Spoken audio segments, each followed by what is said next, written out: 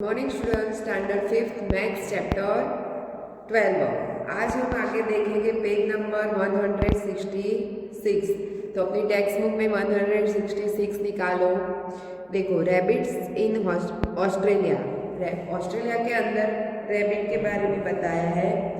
तो earlier there were no rabbits in Australia. पहले Australia में रैबिट्स थे नहीं। Rabbits were brought to Australia around in year 1718। 1780 में रैबिट्स वहाँ पे थे। At that time there were no animals in Australia which ate rabbit। तो उस टाइम जब रैबिट्स वहाँ पे थे 1780 में, तब ऐसा कोई प्राणी नहीं था कि जो रैबिट को खा सके, खा जाए, वैसे कोई प्राणी वहाँ पे था नहीं, रैबिट ही थे। So the rabbit began to multiply at a very fast rate. जब कोई प्राणी दूसरा एनिमल नहीं होता है उसको खा जाए वैसा, तो वो क्या हो जाते हैं, बढ़ते चले जाते हैं। खाने के लिए कोई होता नहीं उनको, उनका शिकार करने के लिए। यानी वो रैबिट थे, वो बहुत बढ़ रहे थे, फास्ट, ज़्यादा हो रहे थे। Imagine what they did to the crops. आपको इमेज करना है कि एक साल में इतने थे तो दूसरे साल में कितने हो गए, तीसरे साल में कितने हो गए। तो इस तरह उसकी संख्या जो थी रैबिट की वो बढ़ती जा रही थी हर साल। The table show how rabbits grow very year. तो यहाँ पे एक टेबल दिया है कि रैबिट किस तरह से ग्रो हो रहे थे। तो देखो, कौन से साल से शुरू होता है, 1780 में वहाँ से शुरू होता है। तो वहाँ पे पहले सबसे पहले कितने थे, 10 थे। फिर 1781 में कितने हुए, 80। कितने हुए, 1880। यानी डबल से थोड़े कम, 10 थे तो उसके डबल करो, यानी 20। तो 20 से थोड़े कम यहाँ पे थे। ठीक है, फिर आगे देखो, उससे बात के 1782 में तो कितने हुए, 32। कितने हुए, 32। तो क्या हुआ, तो 36 हो गए, डबल करोगे 18 के, तो 18 के डबल कितने हो गए, 36। तो 36 से कम करोगे थोड़े तो कितने लिखने हैं, 32। अपने हिसाब से लिख देवे, थोड़े कम करके लिखे हैं डबल से। फिर तीसरे ईयर्स में कितने हो गए, 64, पर उससे थोड़े कम होते थे तो वो लिखे हैं। फिर 4 ईयर्स में 100 कितने हो गए, 16, तो उससे भी कम लिखे, 180। फिर अब क्या करना है, कितने हो गए, 216, डबल करोगे तो थोड़े कम लिखते हैं, तो हम कितने लिखेंगे, 200। फिर 6 ईयर में उसके डबल करोगे तो 400 होता है। फिर मैं यहाँ 390 लिखती हूँ, बराबर, थोड़े कम लिखने हैं। तो इसी तरह से 6 ईयर हुए तब इतने हुए, बराबर। तो डबल से थोड़े कम यहाँ पे दिए हैं। तो यहाँ क्वेश्चन आंसर दिए हैं, after each year the number of rabbit was. तो इस वर्ष में किस तरह से रैबिट हो गए, तो the little less then a double the number of rabbits, किस तरह से वो बढ़ रहे थे। तो 4 ऑप्शन दी है, double the number in last year, double number थे लास्ट ईयर में, 8 more than a number in the last year से 8 नंबर ज़्यादा थे, या more than a double the number in rabbit in the last year. जो rabbit थे वो double से डबल थे। इस तरह से अलग अलग पूछा है। तो पहला option, a little less then a double the number of rabbit, यानी कि जो डबल करके थोड़े कम रैबिट दूसरे वर्ष होते थे। जो ईयर्स था तो उसके दूसरे ईयर्स डबल से थोड़े कम होते थे, सीधा डबल नहीं होता था। 8 मोर देन की जो यहाँ पे 10 जो अगले वर्ष में होते थे उसके बाद 8 ही आगे बढ़ते थे, वैसा होता नहीं था। क्या होता था, डबल होते थे और उसमें से थोड़े ही कम होते थे। तो यानी क्या ऑप्शन आएगा, a little less than double the number of rabbit in the last year. At the end of year 6 number of the rabbit was close to. तो 6 ईयर में कौन से नंबर तक, तो यहाँ 600 तो नहीं आएगा, 800 तो कितना होता था 400, उसमें से हमने कम करके लिखा यानी 400 आंसर आएगा।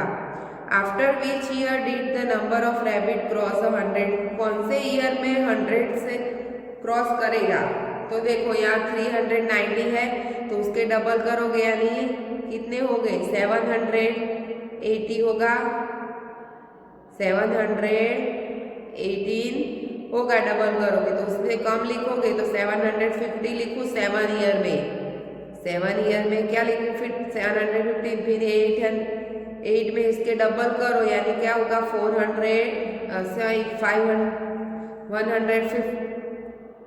1500 होगा, तो उससे कम करके लिखो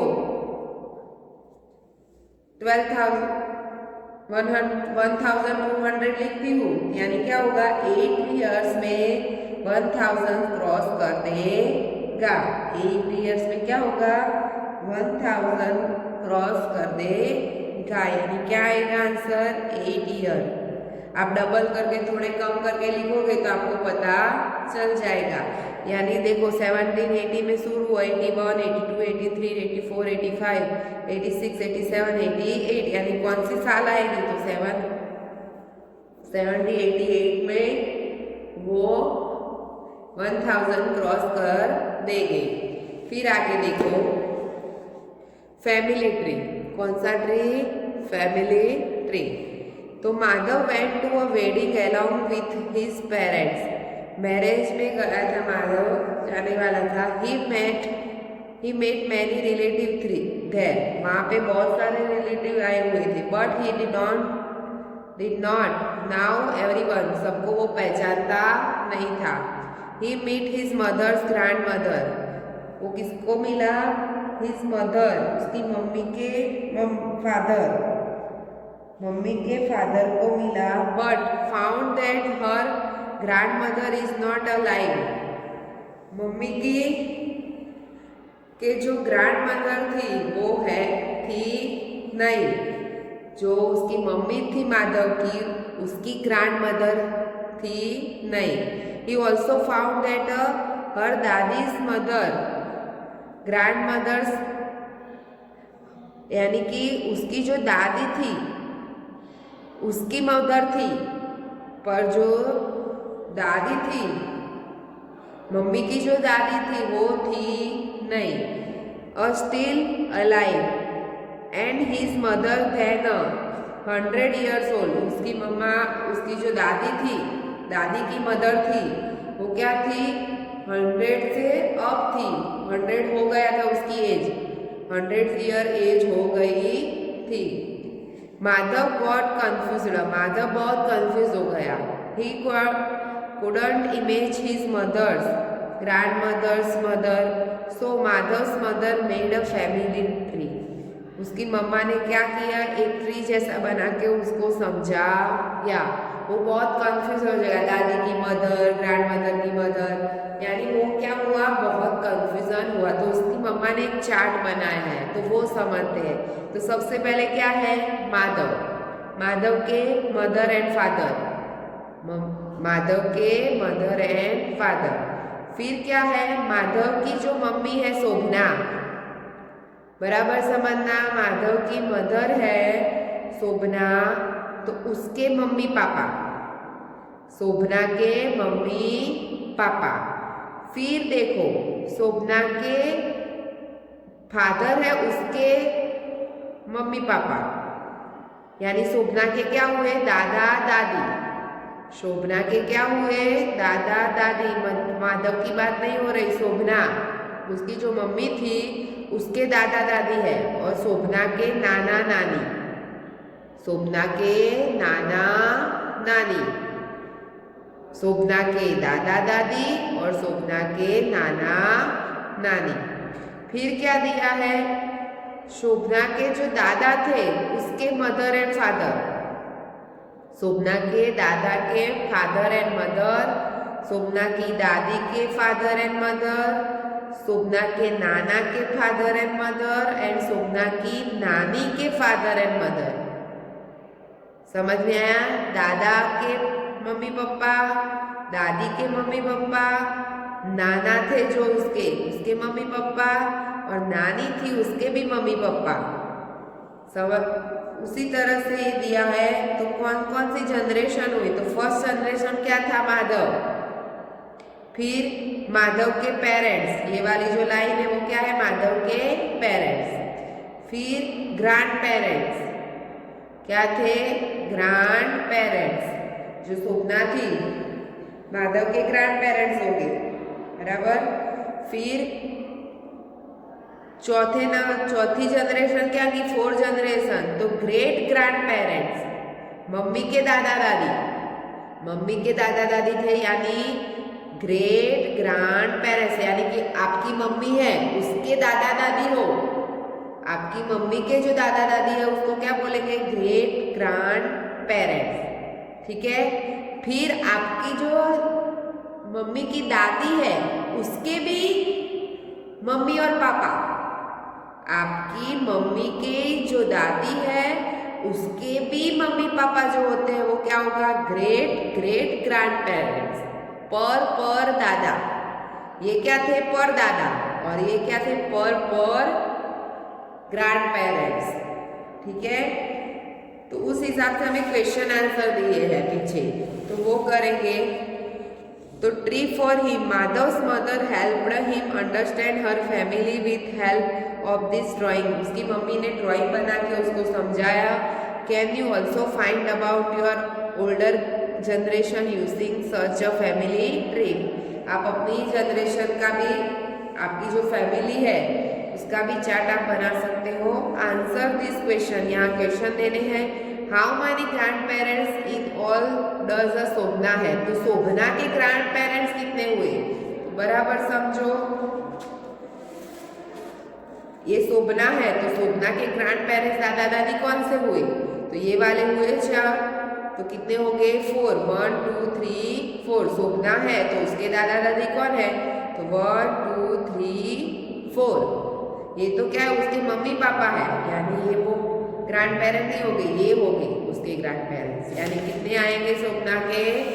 4। कितने आएंगे? 4।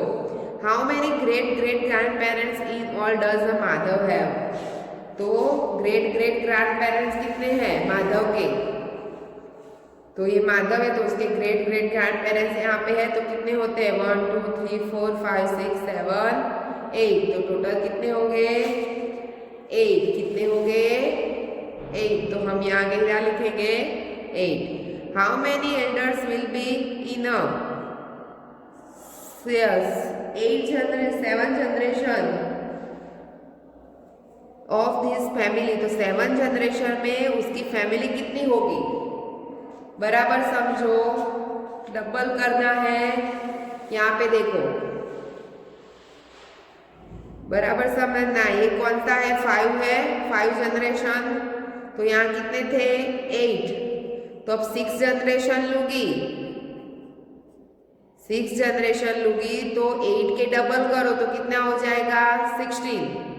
फिर 6 के बाद क्या आएगा? 7। तो 7 जनरेशन लूंगी तो 60 का डबल कितना होगा? 32। कितना होगा? 32। तो 7 जनरेशन में कितना आएगा? 32। कितना आएगा? 32।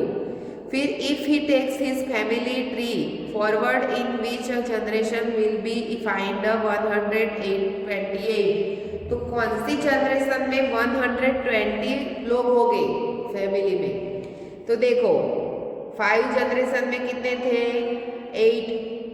फिर 6 जनरेशन में कितने हुए? 60। 7 में कितने हुए? 32 हुए। फिर 8 करना है तो 8 में कितने हो गए? 32 के डबल करो यानी 64 हो गए।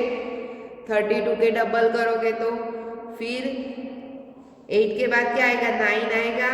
तो IX होगा 9 का। तो 9 में कितना होगा? तो 64 का डबल करो, 64। तो 4 4 8 6 6 12 तो 189। यानी कौन सी जनरेशन आएगी? 9 कौन सी आएगी, IX એટલે 9, IX यानी क्या होगा 9, तो 9 जनरेशन में 180 एल्डर्स होंगे। समझ में आया। अब आगे देखो growth chart of the plant. तो प्लांट का यहाँ एक ग्रोथ चार्ट दिया हुआ है। अमित सोड फ्यू सीड्स, अमित ने क्या किया, फ्यू सीड मूंग की दाल के बीज उगाए। मूंग की दाल ली और उसके बीज वहां पे जमीन के अंदर डाले, इन अ ग्राउंड, ग्राउंड के अंदर डाल दिए। The height of the plant grow to the 1.4 semi in the first 4 day. 4 दिन हुए, 4 दिन जब उगाए हुए, तो जब उसने डाले थे जमीन के अंदर, उसके बाद के 4 दिन उसने काउंट किए, तब कितना ग्रो हुआ 1.4 सेंटीमीटर। जो ट्री था वो कितना बड़ा था, आगे बढ़ चुका था, तो 1.4 सेंटीमीटर बढ़ चुका था। After that in the started growing faster, फिर उसके बाद बहुत फास्ट ग्रोइंग होता था। Amit measure the height of the plant after every 4 day. 4 दिन होते थे तब अमित था वो मेजर करता था, प्लांट को क्या करता था, मेजर करता था। 4 day put a dot on the chart, उसने एक चार्ट बनाया, उसमें डॉट लगाया था। For example if you look the dot market on the 4th day, you can see the left side आपको दिया हुआ है चार्ट, वो हम देखेंगे किस तरह से बढ़ता था प्लांट, वो पहले देख लेते हैं। उसने उगाया तब इतना था, फिर 4 दिन हुए तो 1.4 हुआ, फिर उसके बाद 4 दिन हुए तो 5.3 हुआ, फिर उसके बाद 4 दिन तो 9.5 हुआ, 6, उसके बाद 4 डे देखा तो 10.2 हुआ, और उसके बाद 4 डे किया तो 10.9 हुआ। 4 का डिस्टेंस रखा है 4 डे का। तो यहाँ बाजू में एक चार्ट दिया हुआ है, तो वो देखते हैं। तो बराबर समझो, पहले यहाँ 1 सेंटीमीटर का उसने लिख दिया है, 1 2 3 4 5 से 12 तक, बराबर। फिर क्या किया, यहाँ 4 डे का अंतर रखा है नीचे, बराबर। तो पहले 4 डे में 1.4 है, तो 1 के बाद उसने 4 पार्ट्स आगे बढ़ा और वहाँ पे डॉट लगा दिया। फिर 8 डे में कितना है 5.3, तो यहाँ देखना है 5 के बाद 3 जाना है, 5 के बाद 3 आगे बढ़ना है, 1 2 3, तो वहाँ पे उसने डॉट लगाया। फिर 12 में कितना है 9.5, तो 9 के बाद 5 डॉट आगे जाना है, तो उसने 5 के बाद 9 के बाद 5 पार्ट्स आगे गया। उसी प्रकार 16 में किया 10 और 10.2, तो 10 के बाद 2 पार्ट्स आगे गया। फिर 20 में 10.9 है, तो उसने क्या किया, 10 के बाद 9 पार्ट्स आगे गया, उसी तरह डॉट्स लगा दिए, बराबर। तो इसको जोड़ देते हैं, तो इस तरह से होगा, ठीक है, इस तरह से चार्ट बनेगा। फिर नीचे क्वेश्चन आंसर दिए, find out the from the growth chart. तो ग्रोथ चार्ट के हिसाब से हमें क्वेश्चन देखने हैं, between which days did the length of the plant change in the most. तो यहाँ जो दोनों के बीच का जो अंतर है, तो कौन से किसमें ज्यादा है, किसमें ज्यादा है, तो आपको देख के भी पता चलेगा कि ये यहाँ पे 8 और 12 के बीच का जो डिस्टेंस है वो क्या लग रहा है, सबसे ज्यादा लग रहा है। आप माइनस करोगे तो भी पता चलेगा कि 5.3 में से 1.4 बात करो तो ये दोनों का डिस्टेंस मिल जाएगा। फिर 5.3 और 9.5 का माइनस करो तो ये दोनों का मिलेगा। इसी तरह भी कर सकते हो, माइनस करके भी दिख सकते हो, ये इस तरह से, बराबर।